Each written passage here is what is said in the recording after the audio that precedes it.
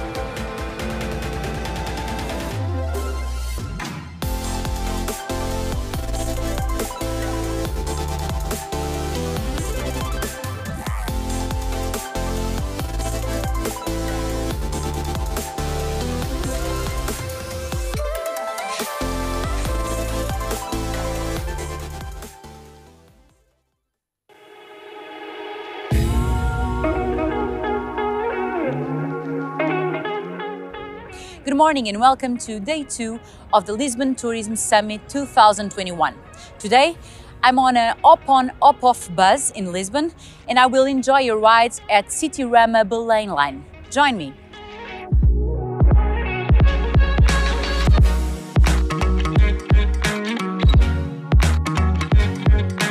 Citirama is a company with nearly 60 years of history and offers experiences to get to know more Portugal. Their signature, truly the local experts. Citirama is also a partner of Beta I and has participated in multiple programs to develop new technologies. They intend to bring new layers of innovation to their tours and services every day.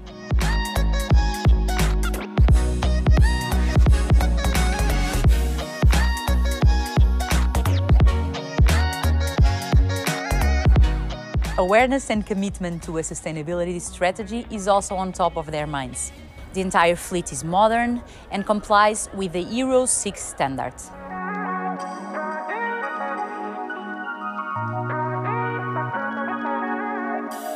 How time flies. I'm off to the studio. Join me for more engaging keynotes, discussions and innovation moments today.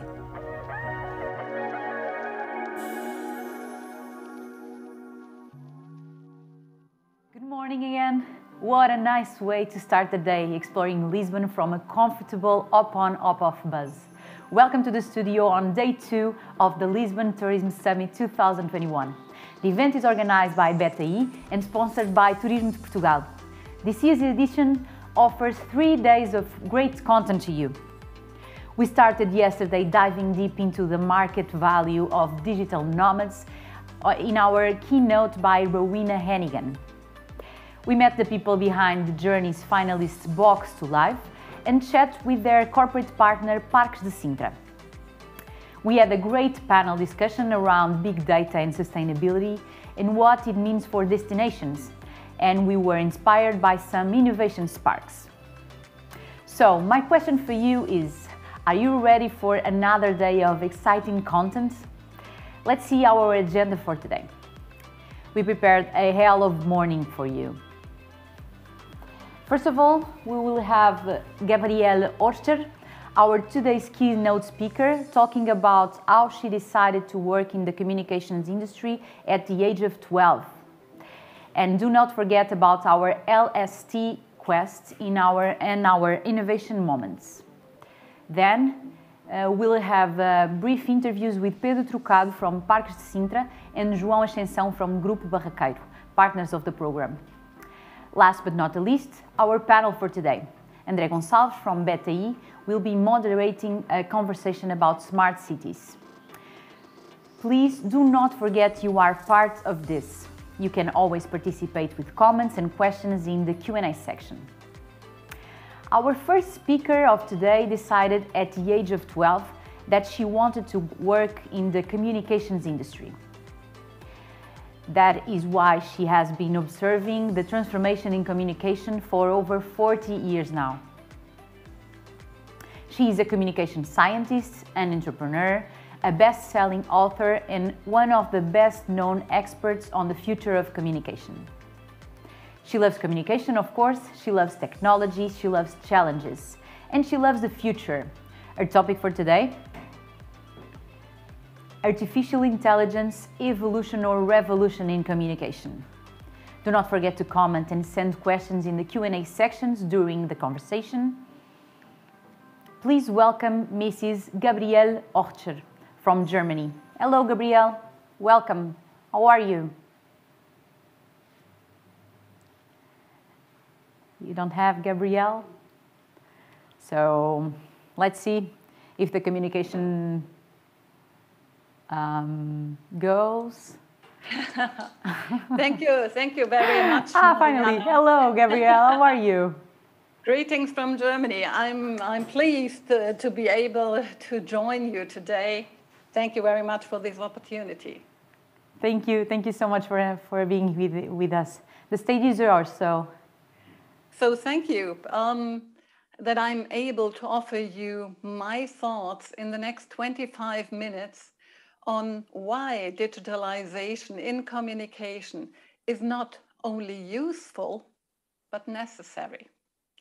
you will understand even better the effects of a paradigm shift in communication and which factors leads to this change.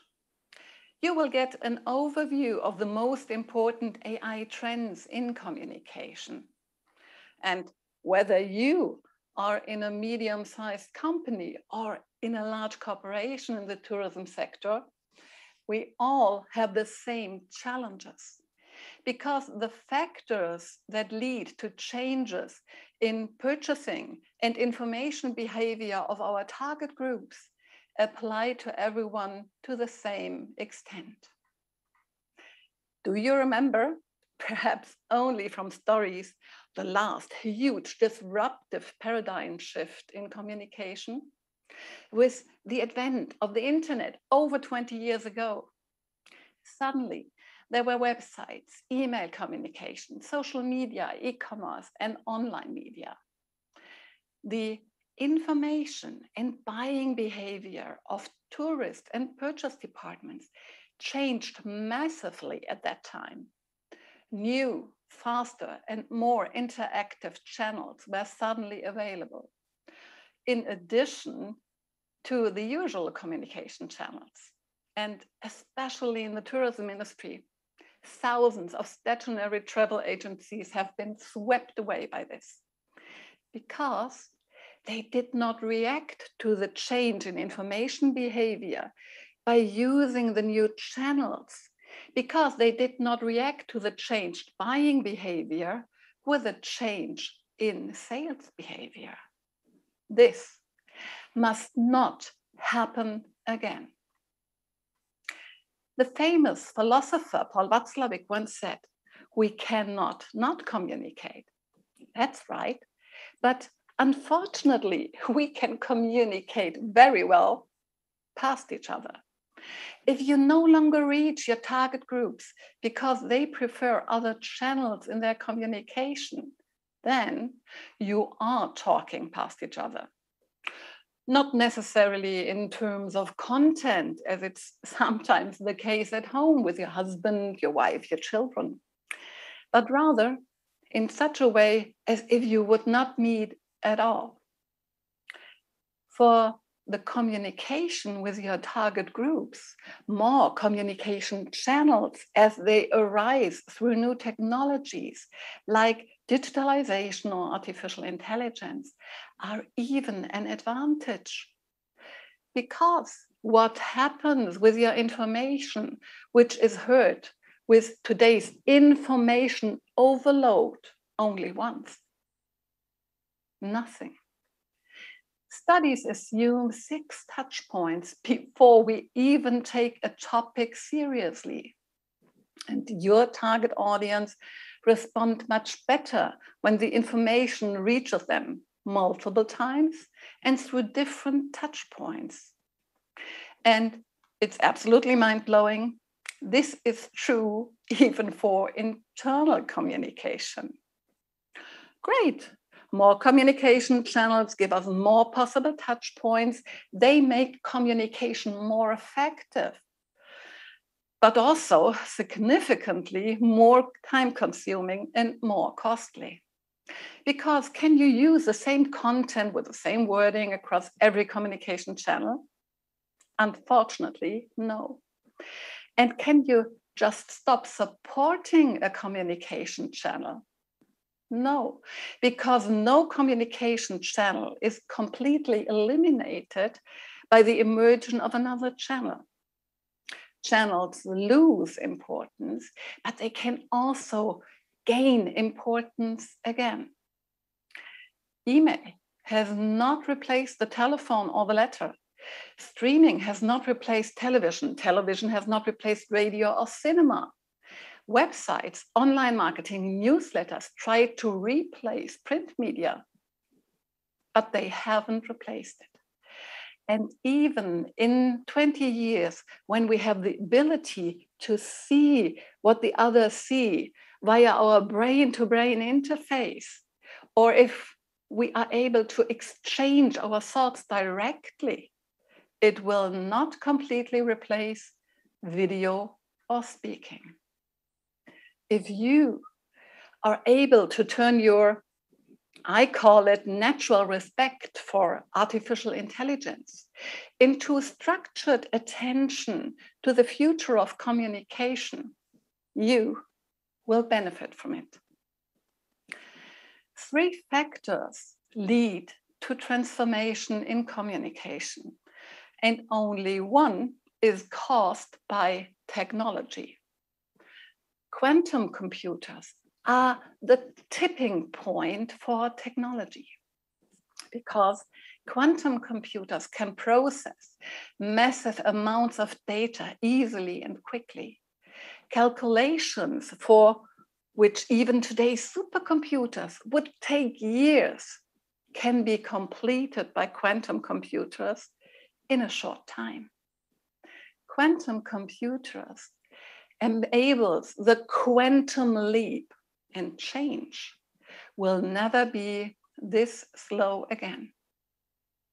The second factor. Demographic change in Europe also speaks, no, it screams for digitalization. The retirement of the baby boomer generation from the labor market in the next few years is having a major impact.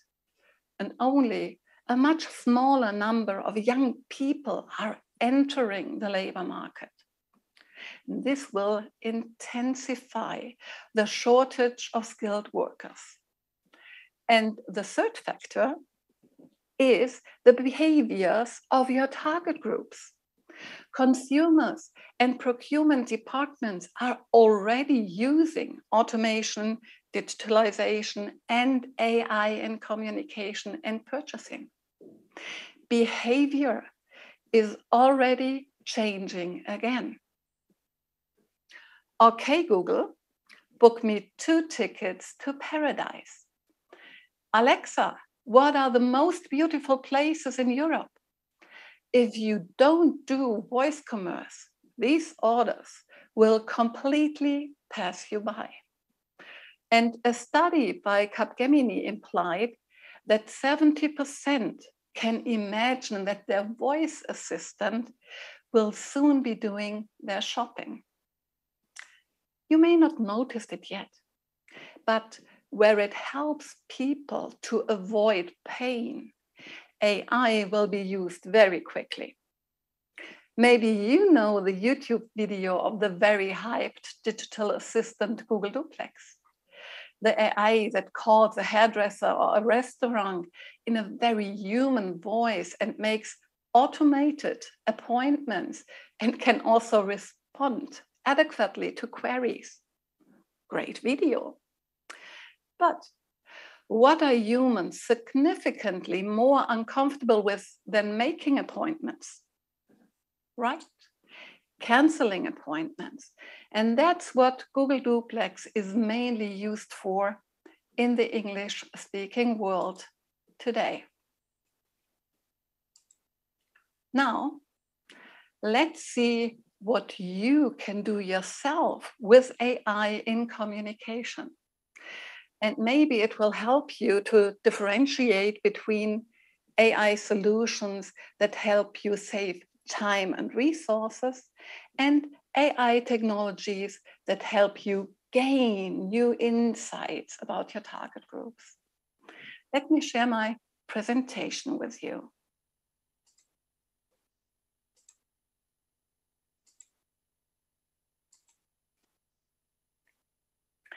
If, for example, you have recurring processes or dialogues in your internal or external communication, important resource savers are robotic process automation, robotic selling, chatbots, and even digital employees.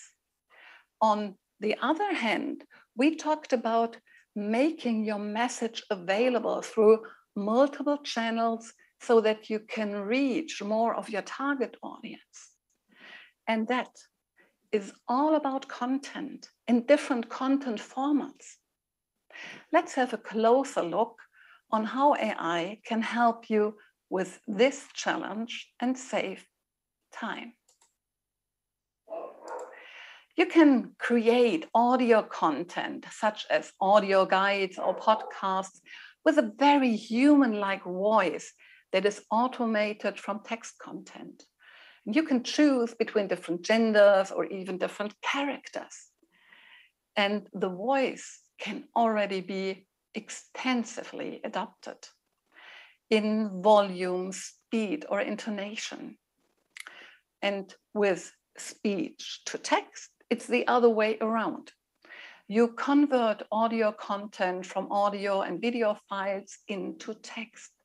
And this starts with helpful features like subtitles for videos and ends with complete transcripts.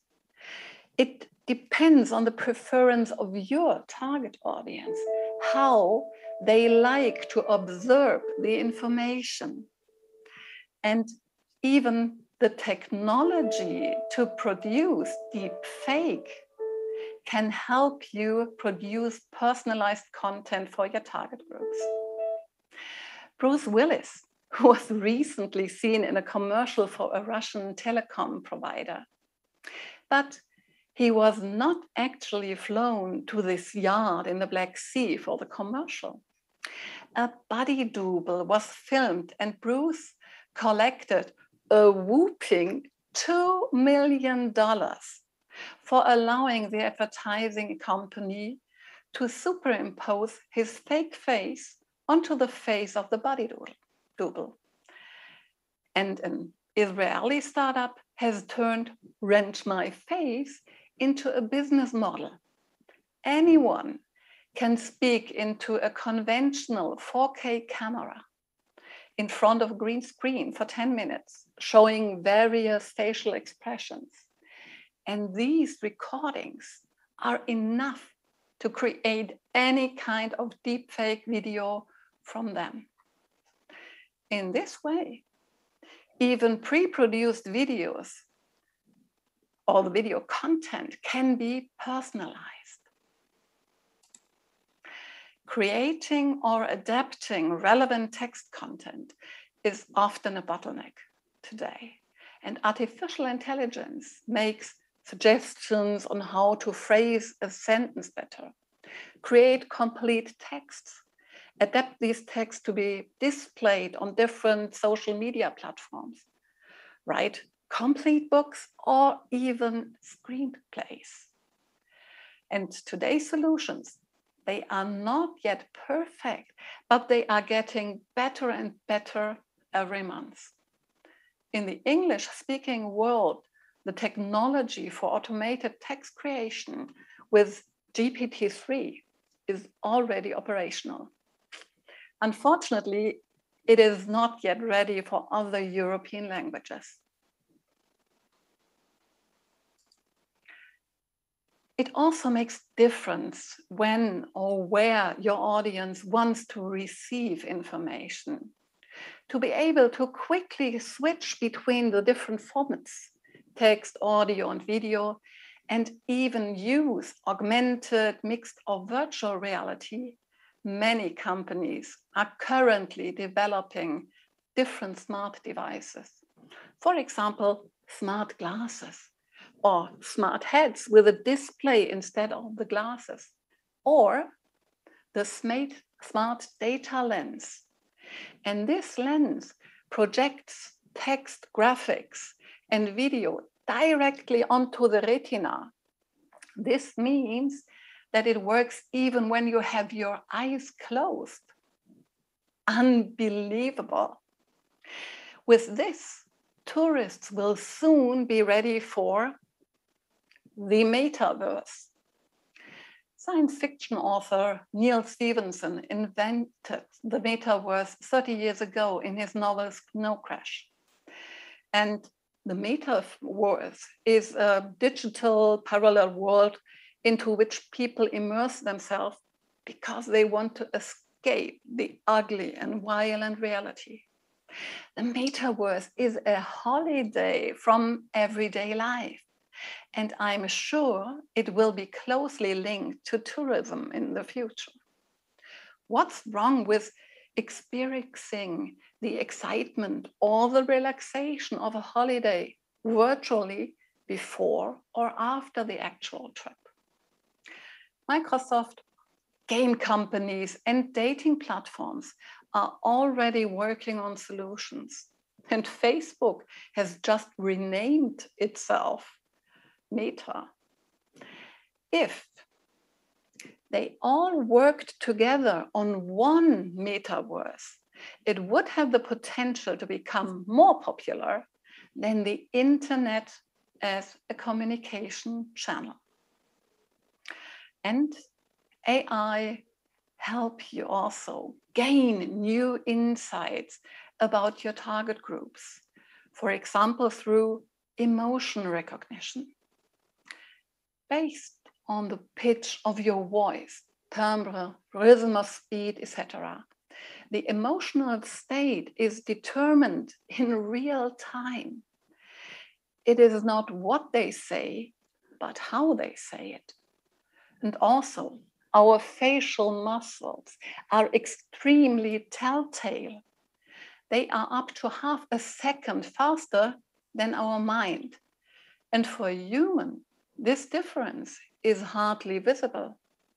But a computer with a good image processor and an appropriate algorithm that can quickly learn our only 44 universal facial expressions can reveal the actual sentiment in real time. And emotions can also be derived from the real-time evaluation of heartbeat and breathing rate. No emotion remains hidden anymore. And depending on the emotional state, other products, other services can be offered. New technologies, new channels, new strategies. Oh, wow. With all these changes coming in the next year, you should ask yourself one thing. Do you have a fixed or a growth mindset? For a long, long time, I was a fixed mindset believer, convinced that I was born with a genetically predetermined intelligence. And as a child, I was told at every opportunity that I was fallen on my head. Well, I couldn't expect too much. And frankly, I did not love school. I was dyslexic, and I preferred to make up stories rather than to read them. And moreover, I always mentally dropped out of math lessons when the teacher said that what I've just worked out is now represented in this formula. Interestingly, I then developed quite well. Have you ever been surprised by yourself? I think my parents still are, because at some point I found out that it's not my genetics that are responsible for what I'm good at, but that I am responsible for it myself. That I influence my intelligence by how I feed, train, and challenge my brain. Use it or lose it. It's fascinating. Your brain has already changed from the beginning of this lecture until now. I still have a lot of respect when I deal with a new topic, but with the knowledge and the confidence that I can understand or learn it, I don't get discouraged now. I may not know how to do it yet, but I'm finding out how to do it. And if I can do it, then everyone can. You can anyway. Life is so much better with a growth mindset. And one more thing I want to share with you. If you deal with your fear, fear loses its power. Let me show you this. Okay. It was wasn't easy, but nothing is. No. When I feel heavy metal, and I feel that I need when I lie and I'm easy.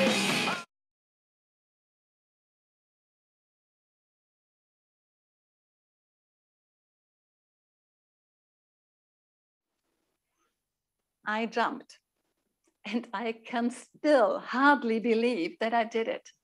It was never on my wish list. No, I was terrified of it.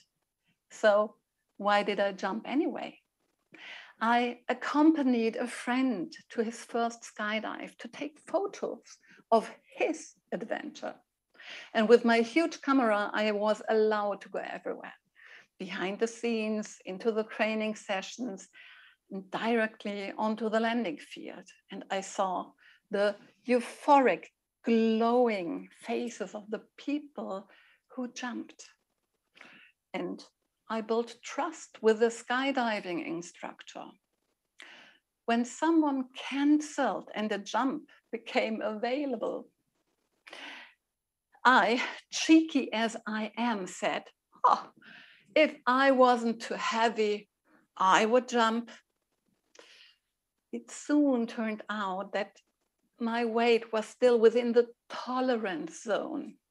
And without losing face, I would not have been able to get out of this. So I jumped. And it was great fun. If you deal with your fear, fear loses its power. And moreover, fear is not bad in principle, only when you react to it with panic or paralysis.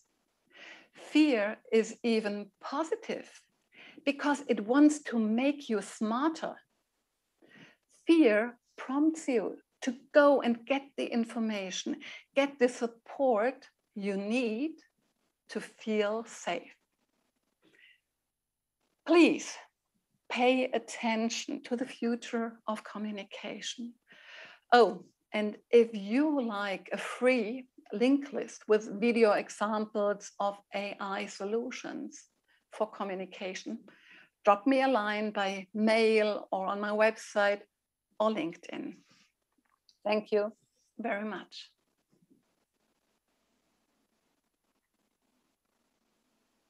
Thank you, Gabrielle. Thank you so much for the inspiration, of course, for the video. It was awesome, I imagine. So I think I have questions for you, I think two. The first one would be, what kind of AI tools are you already using with your clients? Yeah. We are working with some kind of usual, like we are working with DeepL for translation. We love Amazon Polly as a text-to-speech tool. We use Trint for speech-to-text, and we are testing different text creation tools, not ready yet, but we hope for it. And at the moment, I am experimenting with Rent My Face to create my own AI-controlled avatar. This is very exciting. Do you think it will be available soon? The AI-controlled avatar? Yes. I hope right after Christmas. So nice. I have a little free time during the holidays to prepare to prepare everything. Nice. Another question: how can I keep myself up to date along all my usual workload? In these questions. Yeah, this is a very great challenge, and I am working with watch lists. This means I write down what kind of technology might be important for us. And then I check the maturity level every 3 months. With this, I can make sure that I'm informed without having the subject constantly in my mind. So I am sure that nothing happens without yeah, knowing it. Thank you so much. Thank you so much for being here with us, and have a great day. Thank you. Thank you. Enjoy, and I will stay a little bit with you. Thank you so much. Bye-bye. Bye-bye. For today's quest, we have another question for you. So, attention. It's about the video. Which road did Mariana, aka me, take on the up-on, up-off bus today? So remember the video we saw at the beginning of the event. Please answer in your chat. Remember, Lisbon by the river, delicious custard tarts, a big church or a cathedral actually. Do you remember the name of the line I mentioned? I'll give you some more time, some more seconds. Please answer the question. So, the answer is Belém line. That's right. So, today we will have our second Journey Demo Day. The Journey is an open innovation program led by BetaI, a global collaborative innovation consultancy where the main goal is to find innovative solutions for the tourism sector. This program gathers startups from all over the world and from numerous industries. So this fourth edition was focused on addressing the highest priority challenges for the sector to boost the recovery after the COVID pandemic. This year we have 2 finalist startups that were selected to develop pilot projects with the corporate partners. Yesterday we heard about Box to Life, and today we proudly present Parsempo, who has actually worked on 2 pilots with 2 of the program's partners, Parques de Sintra and Grupo Barraqueiro. Watch the video right now and make sure you participate in the poll. You can choose the questions you would like to ask Pedro Trucado from Parques de Sintra and João Ascensão from Grupo Barraqueiro, who will join me here after a short video to answer them. Now, it's time to know this project better. Please welcome Parsempo CEO, Avi Shapiro. Hi, my name is Avi Shapiro, and I'm the co-founder and CEO of Parsempo. Tourism is a journey, traversing the physical and digital domains. The physical journey of tourism still has many digital and data gaps. These gaps have a dramatic impact on tourist discovery. So how does Parsempo close these gaps? We operate in a space called digital signage, which are digital screens that you can find in business, indoor, and outdoor environments. These screens are projected to reach 500 million within the next number of years, while today, billions of people are interacting with these screens. These screens are used to engage tourists with rich experiences in the context of the environment that they are in. They are also used to convey critical information and services throughout the points of interest on a tourist journey. They can also be used to promote hyperlocal businesses to help them communicate their offering to the audience and locations that matter most. But there's a problem. These screens are in a number of verticals across the market, from hospitality to retail to healthcare and mobility and many more. But they all suffer from the same issues. It's difficult to operate these screens. The tools that we have today are simply too complex, involving multiple intermediaries and very limited capabilities for self-service management. Creating and scaling content and experiences is expensive and manual, as well as selling advertising space. If you wanted to generate alternative revenue streams, that involves agencies, long lead times, and requests for proposals. Above it all is the lack of data. We simply have no idea what's going on. Imagine the resources that you invest in your online or web presence, where you are measuring the impact or measuring the engagements of your visitors with your websites. Imagine that you remove those analytics and you're simply sitting in the dark. That is the state of the digital signage industry today. And that's where we come in. Parsempo is an AI-powered platform that transforms screens into intelligent communication devices, whether it's a small digital shelf strip in a supermarket all the way up to an 80-meter digital billboard outdoors.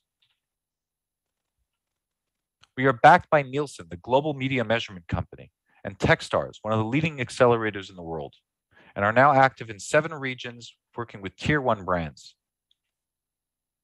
We are the only end-to-end solution in the market, including full network management, real-time location and audience analytics, a scalable content creation engine, and automated sales of advertising. We generate real-time audience and location analytics but also are fully compliant with the strict privacy compliance guidelines of GDPR and CCPA. We help our clients make more money. We save them time. We save them additional money by making it our softwares. It can be operated on low-cost hardware and existing infrastructure. We increase the value of your assets by generating new revenue streams and providing you with new data, first-party data resources. The way we pilot is we start out by working together with you to define your objectives. After we do that, we launch a small-scale pilot, which can happen very quickly, where we take those objectives, we launch them, we measure them, we optimize to eventually prove the value and return on investment by the end of it.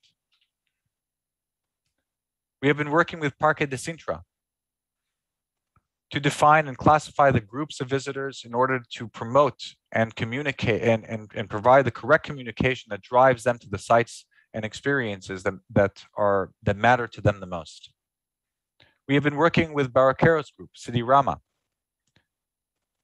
who have today been using static and non-dynamic methods of communication, where through our capabilities are now able to create rich experiences that change based on the tourist journey. This is an example of the geo-awareness customization that our service is able to provide, where we are able to tailor the messaging and experiences based on the environment and or the audience to drive higher return on investment. This is an example of our data reports, which enable us to understand the trends of how the audiences engage with these screens in their environments, to ultimately deliver the right experience to the right people at the right time and place. I want to thank you for this opportunity and I look forward to hearing from you. Thank you. So, about Parsempo, we welcome Pedro Trucado from Parque Sintra and João Ascensão from Grupo Barraqueiro. Pedro, in your case, you started the pilot already, so how was it? How was the work going? Good morning, Mariana. Hello. Good morning, everyone. Well, we started already the pilot at the end of August. The first steps were very good because Parsempo understood our goals. Mm-hmm. I think I will tell you a little bit more about our goals later, and our requirements. And they were very down to earth to explain us what's possible to do within a pilot or not. So some of our requirements are too big within the scope of a pilot. Mm-hmm. Maybe you can postpone to a rollout afterwards. But till now, everything is going very well, as I will explain a bit later to you. Nice. Let's see what's the audience is choosing about the questions. Sure. So in your case, João, in Grupo Barraqueiro, you haven't already started the program, the pilot, right? We haven't started because we are still dealing with a few developments that needs to be done, mainly because of the GPS triggering in the system. So we are waiting for that, and we are talking with Parsempo to give them all the specifications that we need, and but now, until now, we haven't started the pilot, but we will soon, hopefully. So you're working on it. Yeah. What are your main expectations about the pilot? Well, I would say we have two main objectives. The first one is to improve the customer experience while they're on the bus. And that is specifically about the triggering system, because our expectation is to be able to deliver content to the clients while they're on the bus. informing them what is the next stop, what is the places to visit near each bus stop, what are the partners that we are, that with our tickets they can get discounts or have some kind of exclusive advantage by using our tickets.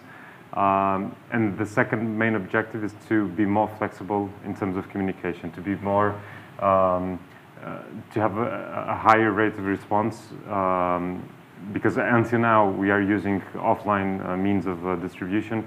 So by using screens, our capability and flexibility to push different contents and promotions, whatever, it's a lot faster.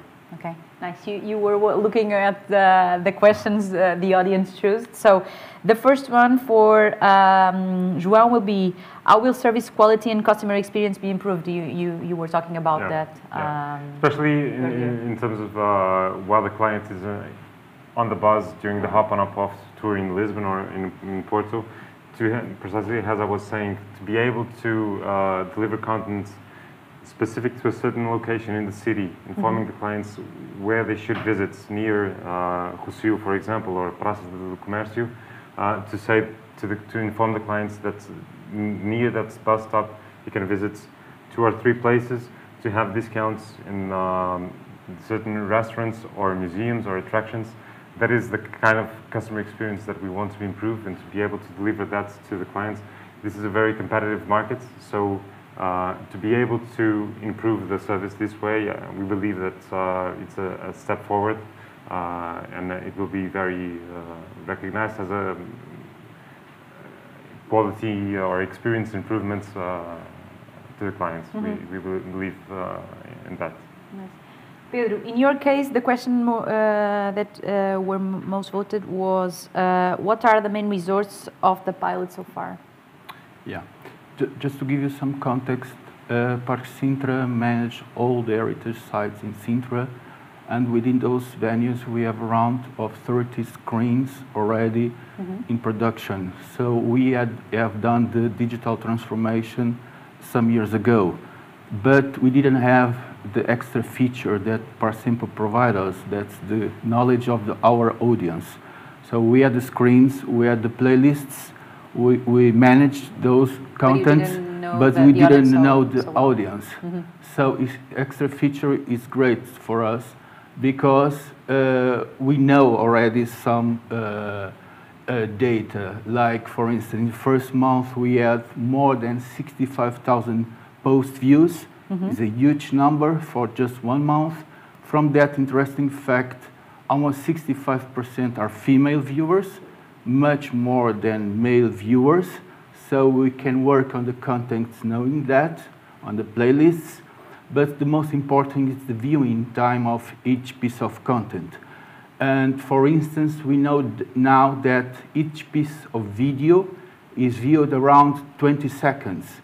It means that we have longer videos, like 60 seconds video, as we have now. They are not useful because people and viewers are not watching so long time. So we are cutting them according to this data, and we are putting them in the more dynamic and short video clips. There are some interesting, very good data that we analyze, and we provide better contents for our viewers. Other thing that we'll still have in our roadmap is to understand and measure the revenue. So if you have some call to action, for instance, QR coding and promo codes on the contents, we can measure the real cross-selling and real upselling, and it's very important mainly now to sell more and more based on digital. So the pilot doesn't end. We still have some time to finish, and we'll still have some more results in the near future. Nice. So we're going to go for the second question. How will the second? Sorry. What are the objectives and what results do you expect to achieve with the implementation of the pilot at Grupo Barraqueiro? Well, like I was saying, the improvements of the customer experience while during our tours, the flexibility that we will gain on in terms of communication and marketing our products.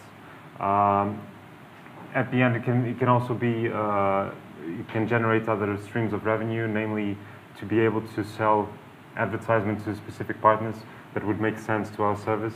So I would say that new streams of revenue, more flexibility in terms of communication, and to improve the customer experience. Those are the main objectives that we have for this project. Mm-hmm. And Pedro, for you, what difficulties occurred to implement the pilot? Well, we had the main hardware, so we had the infrastructure, the devices, the screens, the big screens.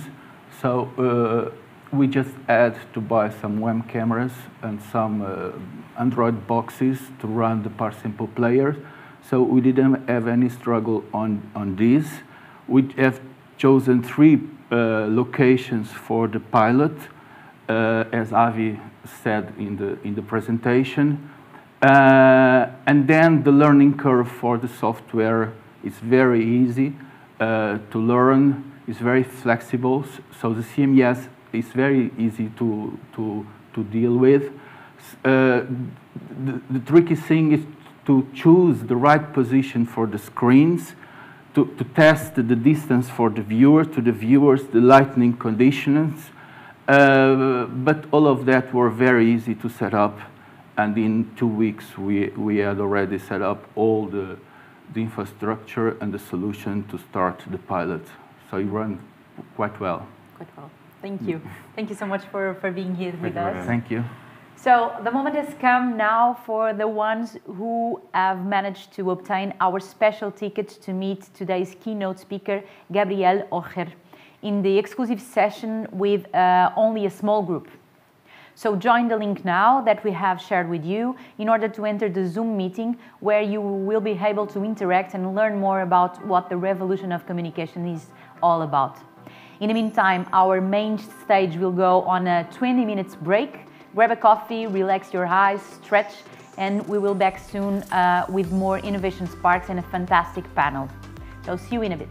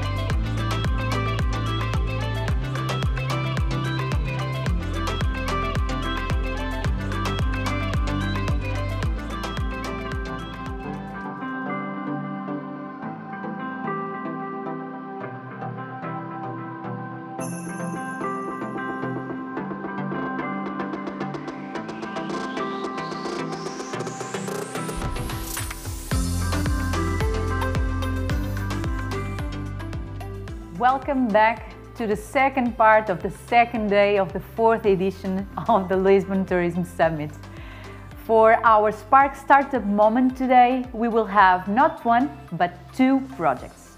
Smart Engines and Yellow are the next ideas to be on stage. But first, let me only remind you that during the video, you will be asked to give some feedback about the business idea and the pitch of these two startups. So I invite you all to share ideas and collaborate on this journey. So now, let me introduce you to new startups in this program.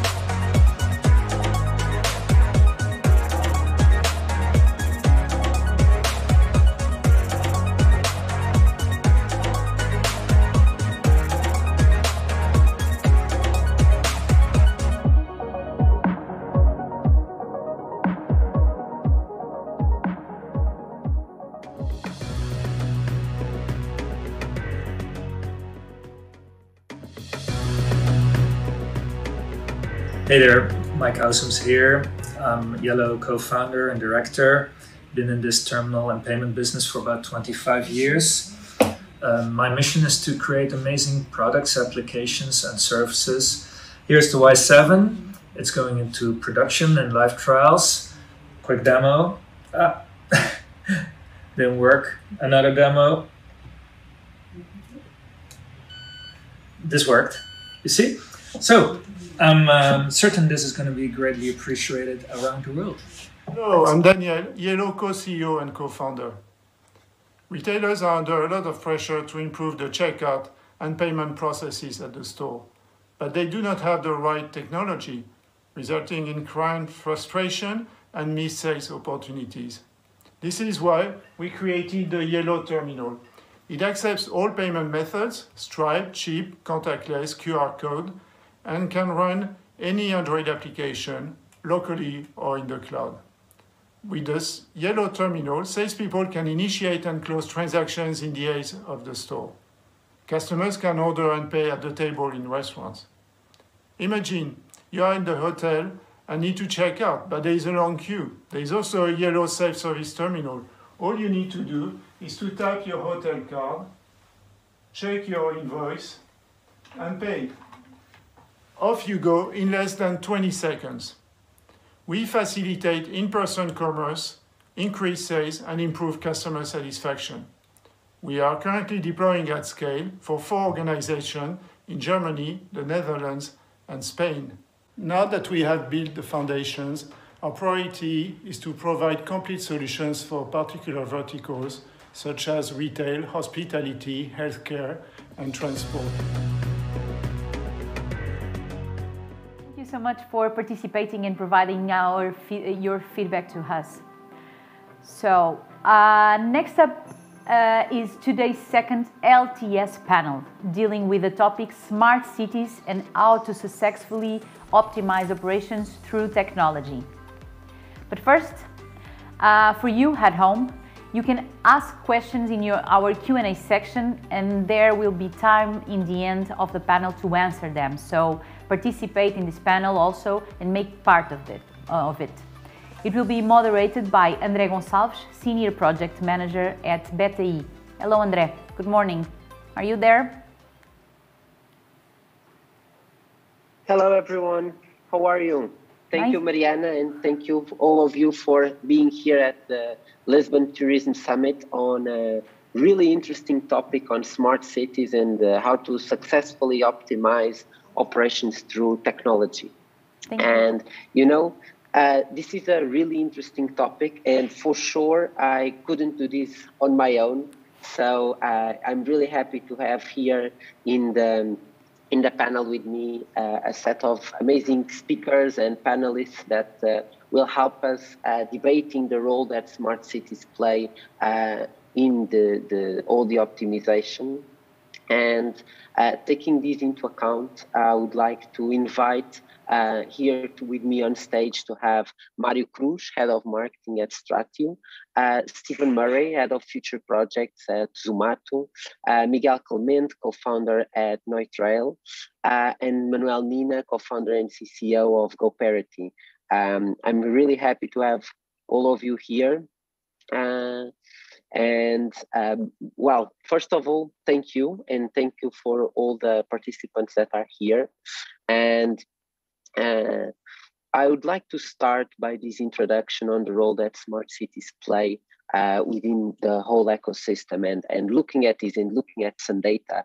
Well, we can say that overall 129 billion euros are spent worldwide on smart cities and cities transformation. So this is a big number, and indeed it plays a big role here in terms of how cities are transforming themselves. And based on that, it's also interesting to understand the role that urbanization, connectivity, sustainability, even now with COP26, trying to understand net zero strategies and the role that cities are undergoing towards this transformation. So smart cities and operations and optimizing operations really plays a role here. So let's stop with the introductions and move forward to what we have here to hear from our panelists. And for this, I would like to start with a question to Mario, also to understand that when we look at data-driven solutions on urban challenges, we can see that different cities really experience this way of transformation in different ways, and technology really plays a role here, and also the human side of technology. So what people look in a seamless experience and a seamless project. So my question to you, Mario, would be for you to comment here on your understanding of the role that technology plays within this transformation, within different cities, and also what is the impact that this generates on people. Hello, good morning, everybody. So basically, we at Stratio, we are always looking forward to understand how our technology can better serve our customers, but more than that is the impact that we can have in people in general. Our technology has a major role in some of the largest cities in the world. Most of them are touristic hub cities such as Lisbon, Singapore, Prague, Dublin even. So the idea is that around all cities, you're going to find two different sets of people traveling and using buses, transport. So you're going to find the commuters, you're going to find the tourists. So the commuters depend on certain stability. They depend on no disruptions. They depend on the ability of the transportation industry to be able to carry them from point A to point B with comfort, with reliability. In the end, this plays a massive role in the way they can adjust to their personal lives, and the way we play into is to provide an automation solution that actually looks into what's happening with the vehicle to understand how the vehicle should be kept, and the state of life of the condition of the vehicle is vital in this process. So what we do is we look into data in order to predict failures using machine learning. So in general, what we do is that we have a platform that allows the fleet operators to maintain their vehicles in a way that will minimize disruptions for their commuters, for their passengers.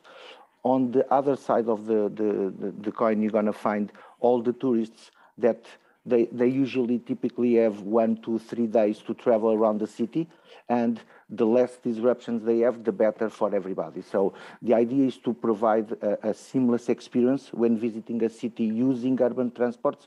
And the way we see it, we believe that in the future, all fleets will be part of cities as the solution to minimize emissions, to minimize carbon footprint.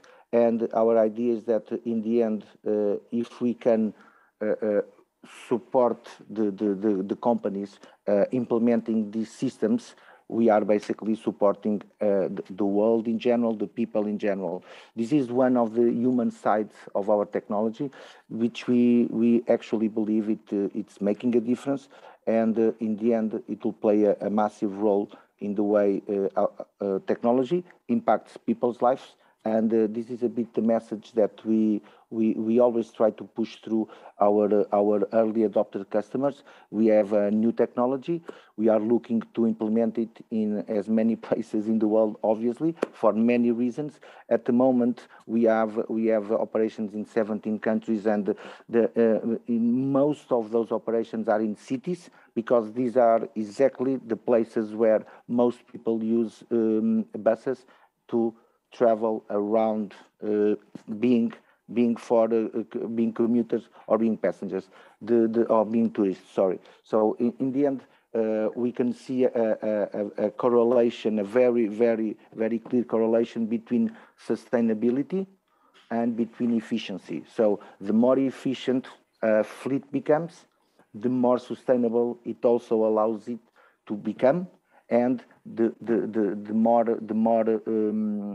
advantages the public in general, the passengers, can have, any kind of passenger. And we fully support the electric vehicle transition as well. So this is one of the key areas in which we are developing our machine learning models, our artificial intelligence platform, as a number of ways of looking into the state of life of the battery pack, which basically runs the EV vehicles. And this is something that is coming out of the box now. If we look at the light vehicle industry, you're going to find already all the big brands following what Tesla started a few years ago, and the same phenomenon is happening in the urban bus industry. So the urban buses typically have routes that allows them to be able to optimize the utilization of the vehicle to a maximum yield. And the idea is that this can only be done if the vehicle is kept on the road for as long as possible, because the investment is massive. So the investment can be up to 3 times more in buying an electric vehicle versus a typical ICE, so internal combustion engine vehicle. And this is the key situation here for cities, which is, we know that in 5 years' time, in 2035, the European Commission is going to enforce a ban on public transport for ICE vehicles. So the clock is is ticking, and all the major players in the world, in Europe specifically, are going to have to adopt it one way or the other. So between the next, let's say, 5 to 10 years, all fleets will become, or pretty much all major fleets will become electrical. And in order to support that process, they need to have the right technology to support them. And we are very glad that we are working with some of the largest fleets in Europe in this transition, which we believe it's key for the future and the quality and sustainability of life inside cities. Yeah, indeed, the clock is ticking, and transformation is needed at the city level. So it's interesting to understand the role that Stratio have been doing with the fleet transformation with EVs, which are a key part of this smart cities transformation. And then, actually, what do we mean with smart cities? I think this is also an interesting introduction. And indeed, when we look at smart cities, it's on one time the investment on human and social capital, and Mario has been talking a lot about the human side of technology. It's also the investment at the traditional infrastructure, so the way that we can transform infrastructure to develop new products, new services towards the engagement with the citizens, and then also the disruptive technologies and the role that it plays at fueling sustainable economic growth, and at the same time, a higher quality of life. And making sure that we can manage our natural resources. We have a good participation from the citizens at the city development. So it's interesting to understand what you've been sharing here.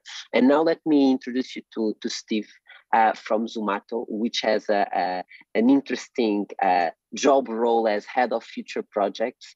And Steve, when we look at the market expansion and the global market expansion, we started to talk about the human side of this.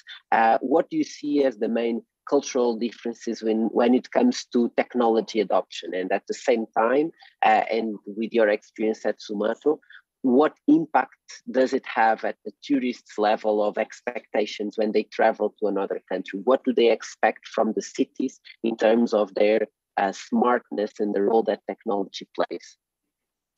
So thanks for having me today. I'm really happy to be speaking to you all. Yeah, it's a great question. I think from a user perspective, specifically from a technology perspective, we always try and think about adoption and how do we drive adoption. It's a critical piece of getting our technology out there. There's no point having smart cities if no one's actually using the technology that you're providing. So how do we get users on board? How do we get them repeating using our technology, etc.? And so the adoption for us is something that we always have to think about. And in order to jumpstart that, a good way to do that is to think about a problem statement that is affecting a lot of people. And in Zomato's case, it's how do I find somewhere to go and eat? Typical other problem statements are I need to get from A to B, or how do I get there, or how do I meet somewhere, or how do I meet someone, or how do I find information about this? And so these are problem statements that are typically cross-cultural. Every single human has these type of problem statements. Everyone needs to find somewhere to go eat. Everyone needs to find how to get from A to B. Everyone needs a place to stay, etc. And that's typically why aggregation platforms like Zomato have done so well, because they solve a problem for a broad set of people. And when you solve a problem for a broad set of people, you tend to drive adoption or disruption. And, disruption specifically, when you think about the concept of disruption, is like we look at the way people are doing something today, and technology kind of steps in and shortens the distance between the need and the solution. And therefore, then this adoption becomes quite prolific. And then you spend a lot less time supporting that ecosystem and driving that ecosystem from a marketing perspective. We only have to tell the individuals about, or the users about the technology once to get them to start using that technology, and then telling other people that they're using that technology. And then it kind of gets a snowballing effect. So if you don't get that adoption piece right, you're going to spend a huge amount of time on operations and people and education trying to get people to use that. So that's something that's really quite important. And then thinking from a user perspective first is typically what you have to keep in mind all the times. And us as a consumer-facing application or platform is that we always have to be completely user first. So we ask ourselves the question is, why or how will a user use this product or service, rather than why do I want this user to use this product and service? And when you do that, it changes the structure and the flows and the development around the products that you're pushing out there. So that's something that's really critical for us to think about. And therefore, then the technology will be adopted and shared and spread and so on. So I think that those are critical aspects in terms of expansion and culture. So, and that's why we've been able to do it in India, which is a very different culture to compared to why we've been able to do it, launch our technologies in Portugal and India and places like Lebanon, etc. So we have multiculturals, but we're solving quite a big problem. So that's more or less how we think about growth and expansion, and kind of crossing the cultural lines and making sure that we're able to meet and fulfill the needs of many people at the same time. From Zomata's perspective, I think when you also think about tourism, again, you have to think about the user journey of when tourists start to actually engage with your technology. And often from a food perspective is people travel and they have food in mind. So they start to look far beyond the actual travel data, where we're going to go eat and what are the options available. It doesn't tend to be as reactive unless they're doing some sort of walking tour, but they actually start to think about food as a concept in terms of where they're traveling. So making our platform super intuitive is another key aspect, that people can flow through it in a very easy way.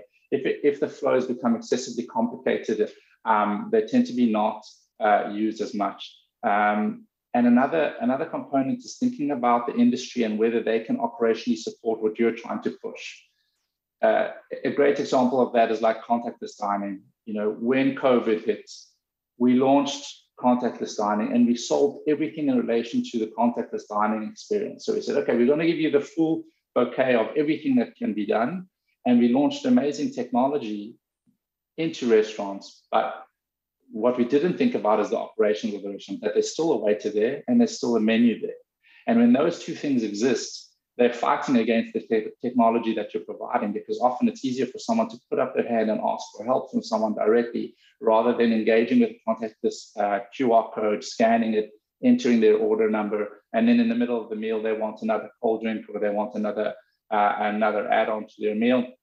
And so now they have to go back to an app and start to use that. So we have to also make sure that our technology quite closely aligns to the way things operate today, so that there's not a massive education curve, or we don't have to change the structure of things too much immediately. So those are things that we also have to think about when we roll out new technology solutions. Great, thank you. Yeah, it's really interesting to understand the role that technology plays here in engaging with the citizens, with the tourists, with the consumers, and indeed the technology adoption is also what drives the user experience, what drives the way that we come up with new solutions that cope with the transformation that the cities experience themselves. But one key question here is to understand what type of solutions are we developing, because in the end, it can be a problem of having the right infrastructure, having the right type of solutions that will provide that experience that we want to have. And for that, most of the times, financing these solutions is also a key aspect. And to give us an angle over this topic of financing these type of solutions, I would like to introduce Manuel from GoParity. And I would like to ask you, what's your perspective here on how do you see the financing of these solutions, the smart solutions towards smart cities, and the role that financing plays here? Thank you, Andre. So I think, when we talk about the financing and new models of financing, crowd lending stands right at the center of all this, namely because we're providing citizens and users at the end to have a more active role in investing their money, either for lending or for even for equity, and at the same time, for companies choosing to use these solutions, it's actually a way to test their products, to gain traction, trust, and it's a way to, in the end, involve all these potential investors as active stakeholders. So it's like a very thin layer that will spread all over the smart city, the human smart city, let's call it, as a new way to grab the attention of the user in another vector other than usability, improvement of their way of life, but also the understanding that these companies can be enacted and participated by with true crowd lending and crowdfunding. And this is very real already with some verticals of the smart city. Well, some countries in Europe, some cities in Europe have developed some, for example, mobility cooperatives that are pooling the capital of their members to provide for shared vehicles. We have the new law of renewable energy communities that is has been transposed in Portugal in April, but it's come from the European directive, and where you can have a multiplicity of actors such as buildings, condominiums, schools, etc., just pitching in the same energy structure. So I could be in the future consuming locally renewable energy from the solar panels that are in the building in front of my house, and I could have pitched in with my money, getting a return on that as well. So this kind of community engagement at a wider scale that are clearly a byproduct of all the smart city infrastructures that we have, well, other colleagues have talked about, are really a glimpse of what the future is becoming and what's coming in the future, and also how can we give new powers to citizens to actually, because when we think about usability of smart cities, and there's a competition between apps and services to provide better and better services to citizens, we can say that where you put your money is also a choice, a conscious or a knowledgeable choice of opting on a solution versus another. So in that sense, this is just another way, smart financing, crowd lending, and what we do at GoParity at local level for sustainability and impact is a way to give citizens a choice on what kind of services and products they want to see appearing in their city and being a part of the solution for that, in this sense, for the financing. And it's not a thing for big investment funds and all that, because we at GoParity are aiming at the democratization of finance, a bit as smart cities do for data and for services, so that anyone can invest starting at €5. So it's a question of really opening up all these silos that previously were traditionally reserved to very opaque industries.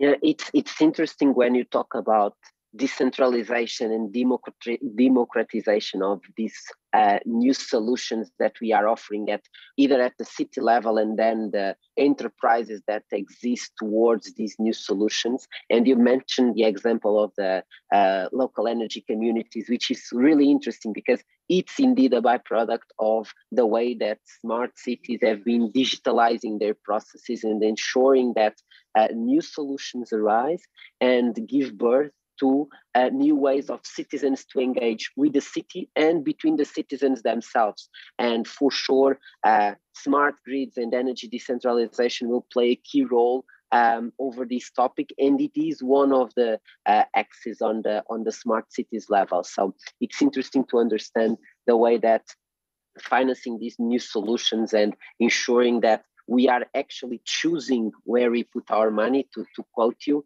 and really to understand where do we strategically want to go. And by now we have talked about two major topics within smart cities. One about the quality of life and the way that we are supporting citizens within their city journey. We have also talked a bit on the competitiveness at economical level with new types of solutions, new ways of financing. But I think that there is one axis that we are missing, that is the sustainability level. And sustainability also plays a key role when we are talking about these transformations over the city.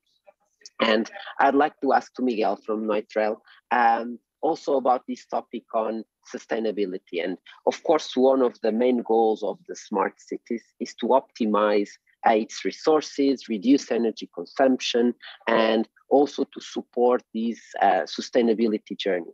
And the question that I had for you was, can you explain how your technology works at the first stage and the things that you are doing with hotels and to ensure that tourism is more sustainable and cities are more sustainable? Can you elaborate a bit on that, Miguel? Yes, hello everyone. Very glad to be here with you. So when we're talking about sustainability, a key word for sustainability is responsibility. So we need to ensure that everyone that is participating in the community is responsible for their actions. And well, when we are talking about sustainability from an environmental aspect, they are responsible for their consumptions that lead to their environmental footprint. So what Neutral is doing in the tourism sector is we are advancing the smart cities technology to a very in-depth sub-metering level. So we are essentially enabling hotels to know precisely what each guest is consuming on their room. And then we are bridging this data between hotels and guests. So guests also know what they are consuming. And bridging this data creates a much more profound relationship between the hotel and the guests, where we can work with sustainability aspects of the guest stay to improve the guest behavior, so guests can reduce their consumption, which in the end will help hotels become more sustainable. Yeah, that's interesting. The way that you are promoting solutions towards sustainability, and so far we have been looking at the major advantages of this, but of course there are also downsides. And I would like to get back to Mario to give us what's your perspective on the downsides that this transformation can have, majorly when we are looking at, for instance, AI-driven solutions, so new solutions that are related with artificial intelligence, machine learning. Of course, there should be some downsides, some counterproductive policies or mindsets. So what would be your perspective here on what are the things that we need to be careful about within this transformation? So it's interesting that you're asking that. We just recently shared a couple of ideas on that subject. So basically, there's something underlying automation, which is replacing the human part in many tasks that can be actually performed much better by a machine repeatedly without getting tired. So this is what machine learning eventually is all about. So in the end, we believe that from what our impact might be in these structures is that we believe that there has to be a shift of what the humans can do in this kind of organization. So obviously this is something that we can't have a direct impact on it, because we work with the companies that need to cater for that worrying. But from our side, our idea is that we are trying to create solutions that will allow for us to develop ourselves in general. So ultimately, I think that there will be a moment in which, for example, if you're going to find driverless vehicles in buses, you're gonna start thinking about pods transporting people. You're not thinking probably no longer about someone driving a specific bus, but eventually the impact that can happen is more on efficiency rather than taking the jobs out of people, because basically what you are looking for is to increase quality and not to replace people. I'm going to give you a simple example. So up until now, most vehicles running on the road were ICE. ICE is internal combustion engines, okay? So once you start shifting towards electric-based or even hydrogen, because there's let's call it zero emissions rather than electric, just zero emissions like hydrogen or CNG and stuff like that. So you're going to find that you are contributing for one specific thing, which is to contribute for sustainability from the carbon footprint stand of view. But on the other side, and if you're going to just pick up on the electric kind, the case, you're going to find that the maintenance of these vehicles is less intensive, meaning that potentially you are already reducing the need from having more people doing it.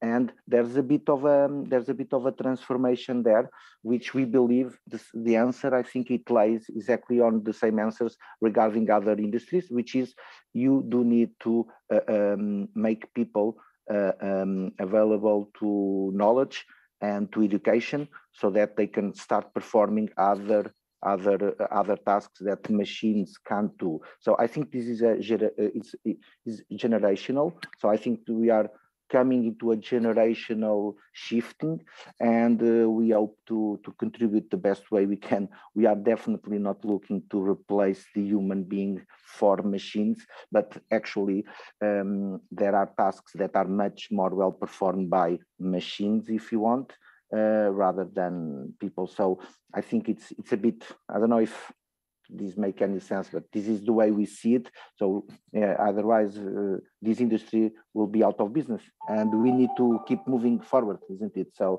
we need to keep moving forward.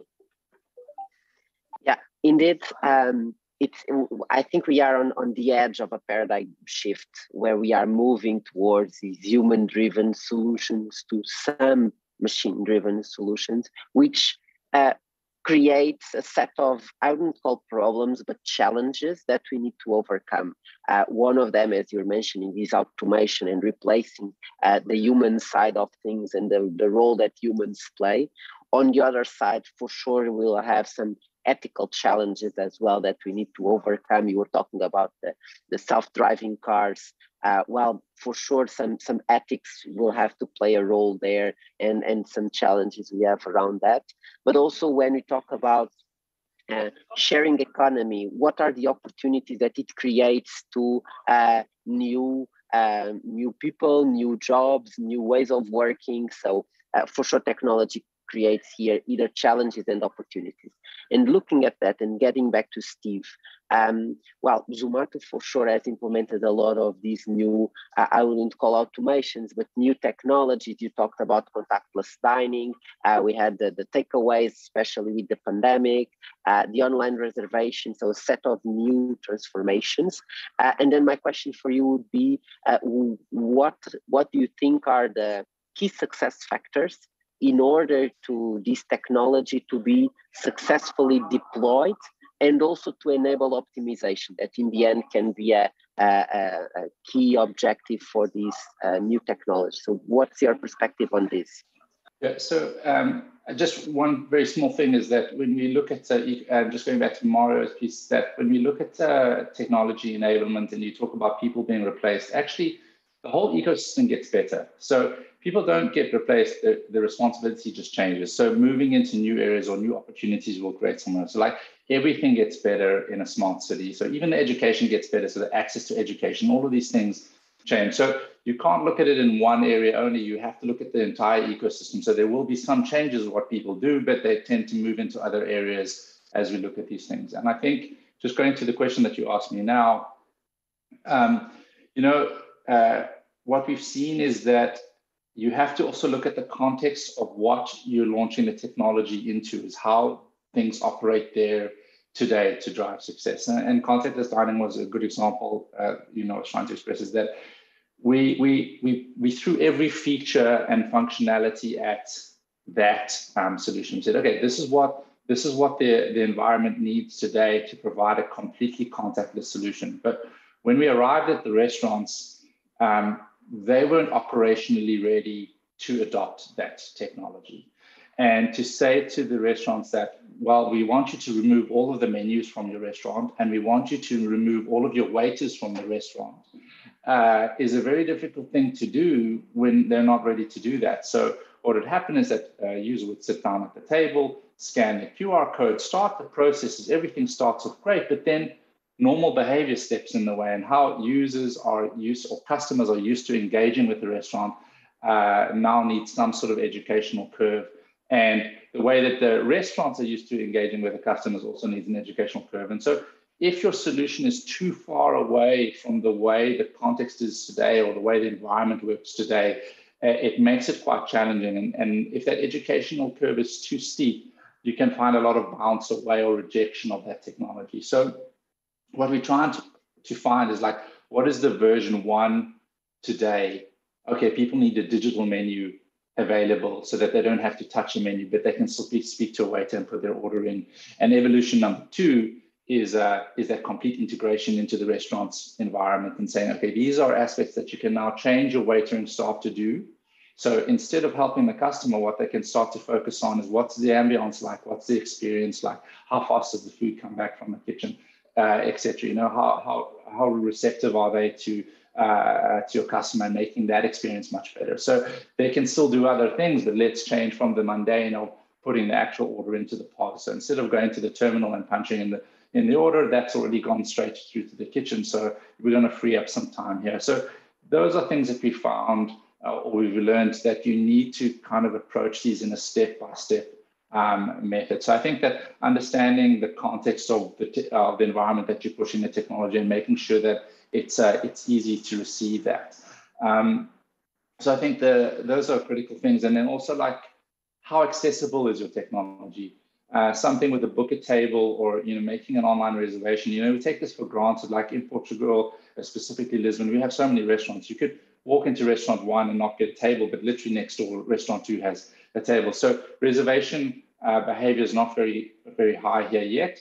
But once sort of people having to go online, the behavior starts to change. So how accessible is that reservation button? So today, we used to have it only on the application, but now it's integrated into Google too. So if people are doing a search from anywhere and a restaurant that they're interested comes up and it has a Zomato booking service, it's actually available on the Google page too. So your technology needs to be really accessible and very easy to use, very simple flows, so that there's not a steep learning curve, taking people through a complex flow down to get to the point of saying, I want to book a table at 7 o'clock on Tuesday night. Like it needs to be that simple. And convenience is always the factor. Like you have to be providing something that is far more convenient in the way that they do it today. If it's not, it's definitely not going to work. And you have to think that there's a lot of things that have existed in a way for a very long time because they probably are at the most convenient way of doing things. So throwing technology at that probably not going to drive the outcome that you want immediately. Even though the technology solution might be better, people are lazy and their behaviors don't like to change. So those are things that you have to think about. Okay, thank you. Yeah, I think that perspective on educating people to ensure that they are aligned with these new technologies and the way that they need to interact is a really interesting topic also in this smart cities transformation.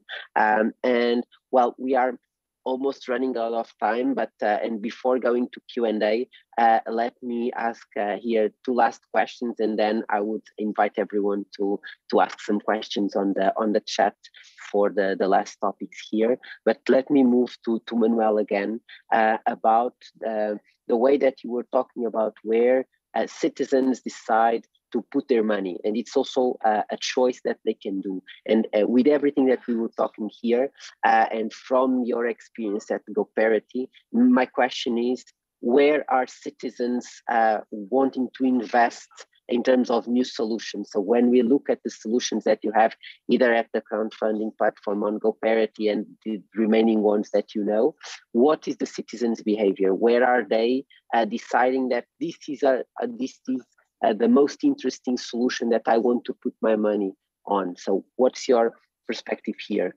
Thank you, Andre. So, well, we are still a drop in the ocean. So in the sense that there is still a lot of traditional banking going on and financing. It has a part in all the system for sure.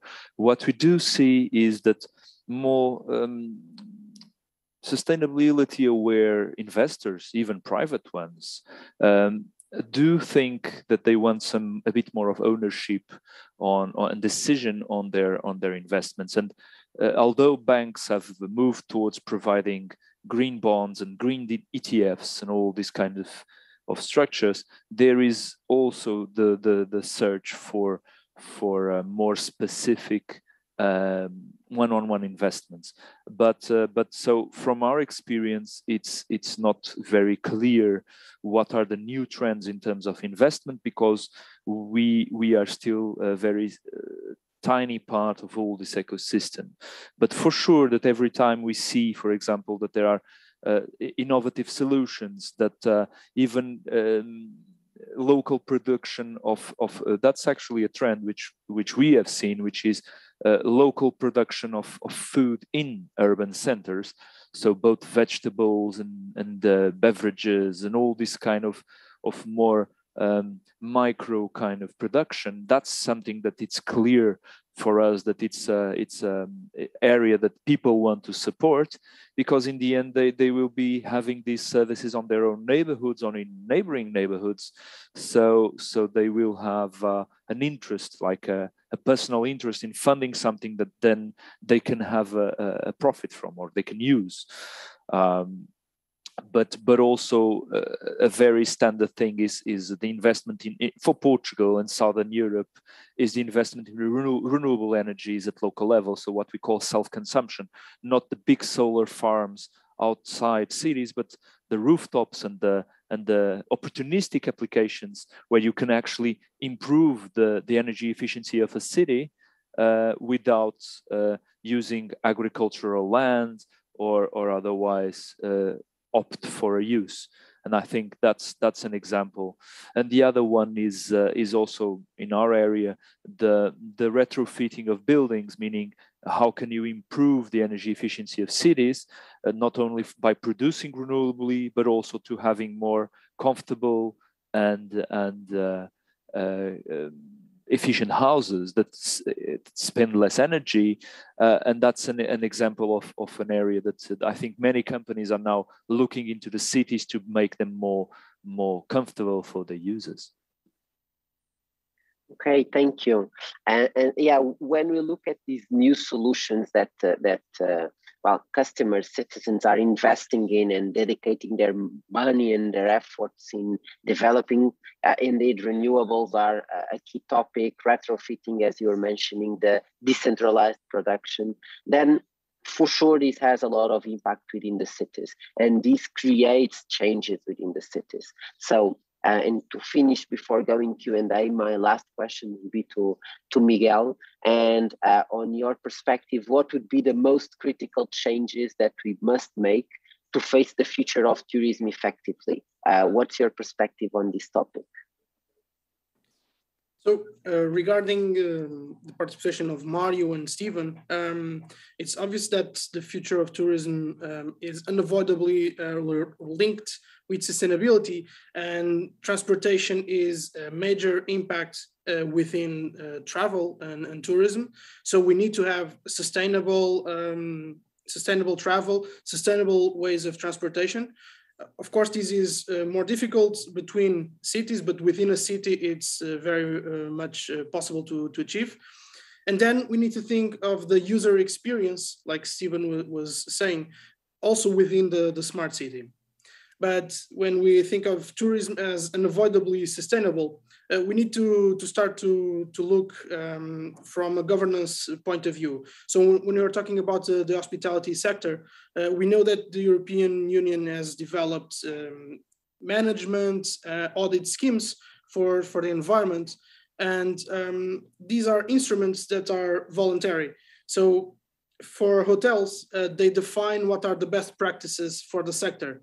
So a critical change would be to transform these voluntary best practices into something compulsory, mandatory, that hotels can rely on and be certified upon, ensuring that they are indeed sustainable.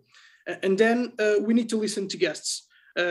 Booking.com has done remarkable work in reporting sustainability in the sector for the past 6 years. And we are seeing that sustainability is a growing trend within guests, but guests don't know where to find sustainable options. Guests can't really read the certificates and see if a hotel is sustainable or not. So we need to help guests choose sustainable options. We need to help them find them. And then we need to supply guests the data to support their sustainability options. And that's where Neutral is coming in by linking the hotels and guests in these data. And then we need to make sure that not only guests are aware of these sustainability options, but they can actually become more sustainable, and we can reinforce their sustainability. Okay, thank you, Miguel. We are almost running out of time. We have 1 minute left, and we have here one question from the Q&A, and I would actually use that question as the final question for all of you. So, and actually we end with the toughest question, but the question that we have here in the Q&A is, how will our cities look like in 10 years from now, and how will tourists experience them? So I would invite the four of you for some closing remarks, taking into account also this question. And yeah, probably we'd start with Mario, and then we'll move to the next panelist. Thank you, Andre. So I think it's a very relevant. Everybody's thinking about what the future will look like. From our point of view and in our industry, we expect for the environmental measures to be taken forcefully into place. So I don't think there will be a choice. So I think that all governments, all cities will start implement their programs in order to, I'm going to say it, eradicate ICE engines and start betting on hydrogen, gas, and electric vehicles, so zero emission vehicles, to contribute for that sustainability. So I think that ultimately you will not see smog, if you want. You will not see smog. You will not see as much pollution, and you're going to find a much better air quality in general in our cities. Yeah.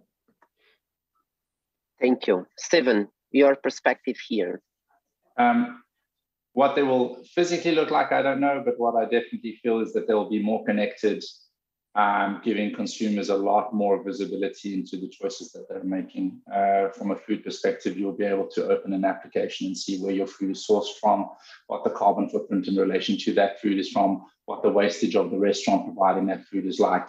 You will have a lot more insights before making decisions. So it's going to be incredibly connected, incredibly data-driven, and those insights are going to give consumers far more decision-making power, which is going to mean that suppliers on anything are going to be much more accountable for products and services that they apply.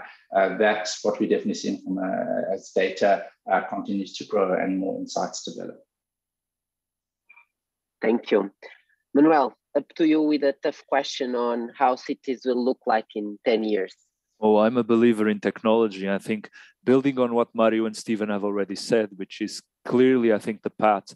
I think even in terms of infrastructure, when we think about public lighting and what we see now with the improvement for LED lights, this is just the beginning of moving towards cities as a much more smoother to their citizens.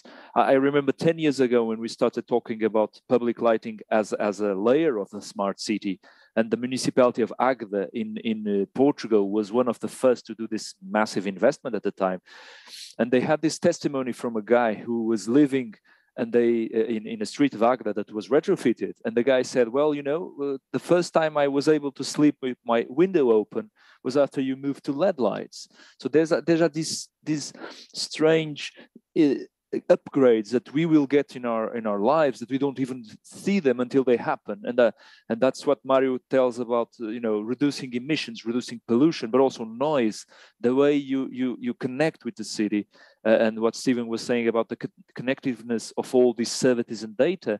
They will give you a much more richer experience, and I think for tourism this will be much important as well, very important. Thank you.